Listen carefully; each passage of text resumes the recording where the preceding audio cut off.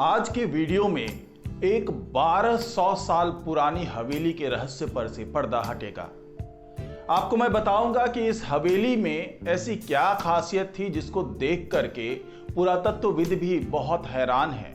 यहाँ पर ऐसी क्या क्या चीजें मिली जो अपने आप में बेहद अहम है, क्योंकि ये उस काल को दर्शाता है जिससे संबंधित बहुत सारे अवशेष हमारे पास नहीं हैं। लेकिन ये 1200 साल पुरानी हवेली किसी राजा महाराजा की नहीं थी, बल्कि ये हवेली एक धनी जमींदार की थी। तो ये हवेली कहाँ मिली और इसके अंदर जो तहखाने में क्या क्या चीजें मिली जो इतिहासकारों के लिए बहुत ही अहम है, जो पुरातत्वविदों के लिए बहुत अहम है, ये सारी बातें मैं आपको इस वीडियो में बताऊंगा। तो देखते रहिए इस वीडियो को शुरू से आखिर तक। नमस्कार, मैं हूं डॉक्टर सुरजीत सिंह और आप देख रहे हैं महना मिस्ट्री।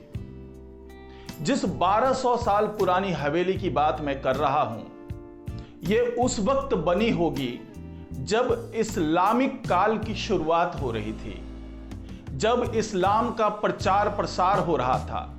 और ये हवेली वहां पर मिली है जहां पर अब इस्लाम का विरोध हो रहा है और इस्लाम से जुड़े जितने देश हैं वो चाहते हैं कि उस जगह पे कब्जा करें और उस जगह पे जो वर्तमान में शासन चल रहा है उसको किसी भी तरीके से हरा दें।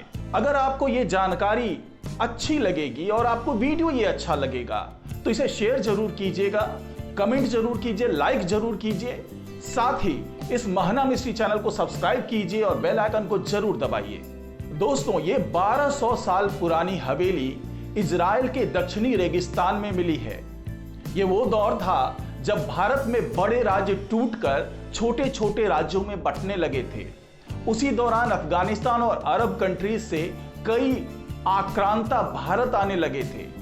और इसी दौरान जब इजराइल में इस्लामिक काल की शुरुआत हो रही थी तो उस वक्त में ये हवेली बनी थी और ये नेगेव इलाके में इस हवेली को बनाया गया था। और इस हवेली को देखकर आप भी बताएंगे, आपको भी ऐसा लगेगा कि वाकई उस वक्त में कितने धनी लोग थे, कितने बड़े जमींदार हुआ करते थे जिन्होंने एक तिजोरी नुमा पूरा तहखाना तैयार किया हुआ था।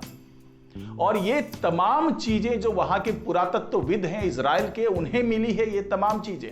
इजराइल के पुरावशेष प्राधिकरण ने इस जगह की खुदाई करवाई है और इस खुदाई में जो मिली है चीजें वो उनको भी हैरान कर रही है, क्योंकि यहां जो चीजें मिली है उसको देखकर ऐसा ही लगता है कि उस वक्त जो नेगेव का इलाका है वहां पर भी इस्लाम का उदय शुरू हो चुका था। और जो चीजें हैं वो इस्लामिक प्रथा से जुड़ी हुई कई चीजें हैं। और जो तहखाना है, जो इस पूरी इमारत का तहखाना है, इस हवेली का तहखाना है, वो बिल्कुल तिजोरी नुमा है। और इसकी बनावट देख करके ऐसा लगता है जैसे इस तहखाने को इसलिए बनाया गया कि जब रेगिस्तान में गर्म हवाएं चलेंगी, बहुत ज्यादा तापमान बढ़ जाएगा, तो लोग इस तहखाने में उतर कर खुद को ठंडा कर पाएंगे।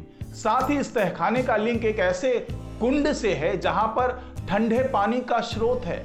यानी इस तहखाने के माध्यम से जो उस वक्त के लोग थे, जो इसके मालिक थे हवेली के, वो इसी तहखाने के माध्यम से जाकर के उस कुंड से पानी पी सकते थे या उसका इस्तेमाल कर सकते थे।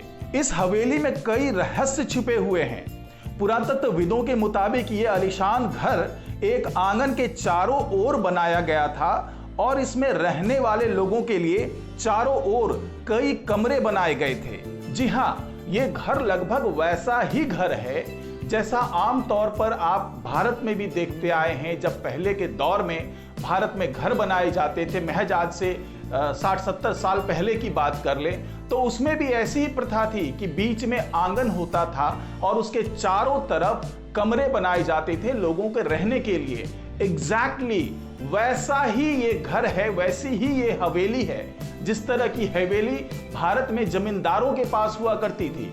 और इस हवेली में क्या क्या मिला आइए आपको बताते हैं। इस हवेली में एक काफी बड़ी जगह में पत्थर का फर्श था और उसी से दीवारें सजाई गई थी।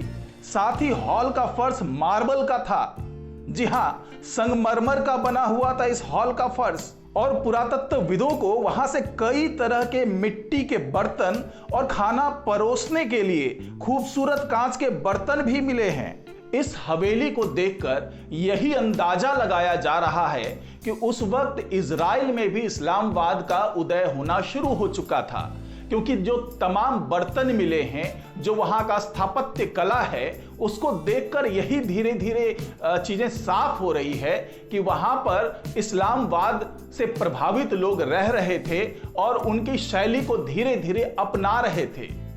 और जो ये पूरा इलाका है, वहां पर इस तरह की कोई और बड़ी हवेली नहीं मिली है, लेकिन जिस तकनीक से इस हवेली को तैयार किया गया, जिस तकनीक से इसके तहखाने को तैयार किया गया, उससे यही बात समझ में आती है कि उस दौर में इजराइल में भी बहुत ही उन्नत सभ्यता थी और बहुत ही उन्नत शैली में वहां पे हवेली तैयार किए गए थे। और जो हवेली है ये किसी धनी जमींदार की हवेली है, वो यहाँ के सामान को देख करके समझ में आ रहा है। तो इस रिपोर्ट में फिलहाल इतना ही। नमस्कार।